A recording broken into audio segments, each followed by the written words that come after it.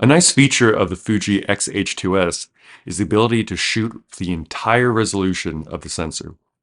And that entire resolution is natively 3 by 2, not 16 by 9. So it's like the more boxy look you get when you shoot a still photo with your mirrorless camera.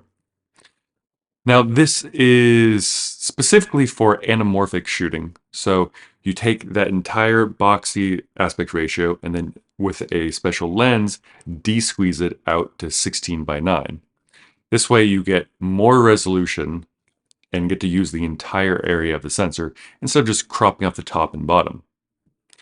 So this is what's built to do, but I will say shooting like this is really nice in the sense that one, it's a little nostalgic. It feels like you're watching an old TV before we all went to flat screens that are 16 by 9. Then also it gives you quite a bit more wiggle room, especially if you're doing, say, interviews or even videos like this. Let's say you shoot it and there's just a little bit of the head, too much of the head cropped off.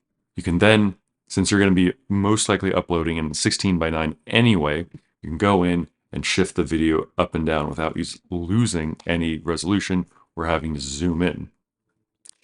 So instead of uploading or cropping off this video to 16 by 9, I'm going to upload it in the original 6K, 24 frames per second, 3 by 2, and see how YouTube handles it. Maybe they'll chop it off, maybe it'll allow you to see everything.